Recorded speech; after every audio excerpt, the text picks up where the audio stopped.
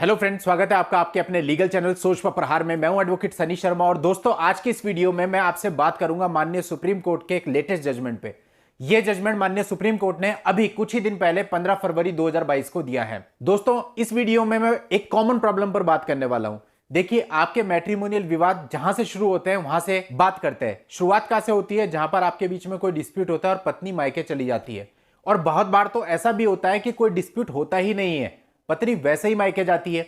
या कई बार ऐसा होता है कि पत्नी कहती है कि मुझे अपनी डिलीवरी करवानी है और उसके माँ बाप कहते हैं कि वो हम अपने यहाँ पे करवाएंगे और उसको डिलीवरी के लिए वहां ले जाते हैं। बच्चा भी वहीं पर पैदा होता है और उसके बाद में वो कहते हैं कि ठीक है, अभी थोड़ा टाइम लगेगा, थोड़ा ये रिकवर हो जाए, उसके बाद भेजते हैं। और ऐसे कर करके टाइम गुजरता जाता है और वो वापस आती ही नहीं है। या फिर कई बार ऐसा होता है कि किसी बहाने से किसी फंक्शन को अटेंड करने के लिए वो उसको ले जाते हैं, लेकिन वो वापस आती ही नहीं है।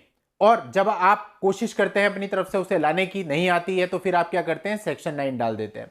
जैसे ही सेक्शन 9 का नोटिस उसको रिसीव होता है, वैसे ही वो अपनी तरफ से काउंटर ब्लास्ट में आपके ऊपर एफआईआर करा देती है और साथ ही डीवी का केस डाल देती है या फिर मेंटेनेंस का भी डाल देती है। अब आदमी परेशान हो जाता है कि यार मैंने तो कुछ किया ही नहीं था, मैं तो इसको वापस लाना चाहता था और इसने ये सब कर दिया। फिर आदमी सोचता है कि चलो अब किसी तरह सेक्शन 9 खत्म करो, जब उसको रहना ही नहीं है डाइवोर्स डालो।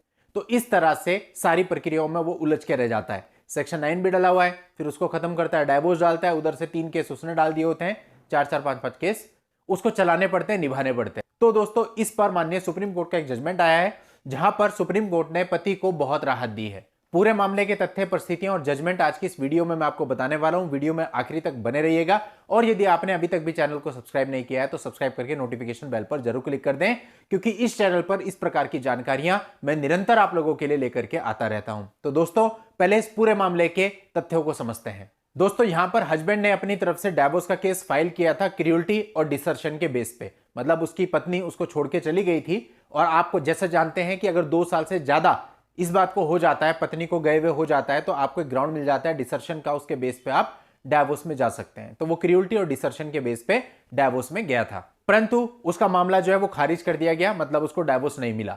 अब वो अपील में गुवाहाटी हाई कोर्ट में गया, हाई कोर्ट में भी उसे कोई रिलीफ नहीं मिला और उसकी जो अपील थी उसको खारिज कर दिया गया। अब दोस्तों वो आया माननीय सुप्रीम कोर्ट में। सुप्रीम कोर्ट ने कहा कि 1 जुलाई 2009 से लेकर के अब तक वो दोनों अलग रह रहे हैं। इस बीच पत्नी केवल एक बार 1 दिन के लिए घर में आई थी उसकी सास की वजह से, तो कोर्ट ने माना कि वो 1 दिन कंसीडर नहीं किया जाएगा। ऐसा भी एक मामला मेरे पास भी कुछ दिन पहले आया था, वहां पे भी मैंने यही समझाया था आपको कि वो 1 दिन से कोई मतलब नहीं है, क्योंकि 1 दिन अगर कोई एज ए विजिटर आपके घर पे आ जाता है तो ये नहीं कहा जाएगा कि उसने आकर आपके साथ संबंध बहाल कर लिए। और यहां पे भी सुप्रीम कोर्ट ने यही माना कि अगर वो 1 दिन के लिए आई है तो इससे नहीं माना जा सकता कि जो सहवास संबंध है वो उसमें बहाल हो गए। और ना ही उसने स्वयं से ये कहा है कि जो वो 1 दिन के लिए अपने ससुराल बीच में आई थी उस दिन वो साथ में रहने के इरादे से आई थी। उसकी ओर से फिर से साथ रहने का कोई भी इरादा स्थापित नहीं है। मामले के तथ्यों से अलगाव स्थापित हो गया है। परित्याग का अर्थ है पति या पत्नी के द्वारा दूसरे पक्ष की सहमति के बिना किसी उचित कारण के जानबूझकर त्याग करना, परित्याग करना। और यहां पर पति को डाइवोर्स की डिक्री ग्रांट कर दी गई, यानी उसकी जो अपील थी वो पार्शियली अलाउड हो गई। साथ ही परमानेंट एलिमनी के रूप में 15 लाख रुपए पति को पत्नी को देने के लिए कहे गए। तो दोस्तों इस प्रकार से डिसर्शन के बेस पर पति को जो है वो डाइवोर्स मिल गया। आपका मामला भी दोस्तों अगर ऐसा होता है जहां पर पत्नी स्वयं से छोड़ करके चली गई है, उसके पीछे कोई उचित कारण नहीं था, कोई झगड़ा फसाद नहीं था, बस किसी भी कारण से वो चली गई और बाद में आपके ऊपर एलिगेशन लगा दिए हैं और आपके पास इस बात के अगर सबूत है तो और अच्छा, अगर आपके पास कोई सीसीटीवी रिकॉर्डिंग है कि भाई तो नॉर्मली गई थी, कोई लड़ाई झगड़ा था ही नहीं, तो और अच्छा हो जाएगा और बल मिलेगा आपके बात को। दोस्तों आप लोगों की हेल्प के लिए इस जजमेंट का लिंक आपको इस वीडियो के नीचे डिस्क्रिप्शन में मिल जाएगा, वहां जाकर के आप इस जजमेंट को पढ़ के पूरी जानकारी ले सकते हैं और तथ्यों और परिस्थितियों के सेम होने पर उसे अपने मामले में यूज करके फायदा भी उठा सकते हैं। नेक्स्ट वीडियो में नई लीगल जानकारी के साथ मैं आपसे फिर मिलता हूं, तब तक के लिए goodbye and thank you for watching. Take care.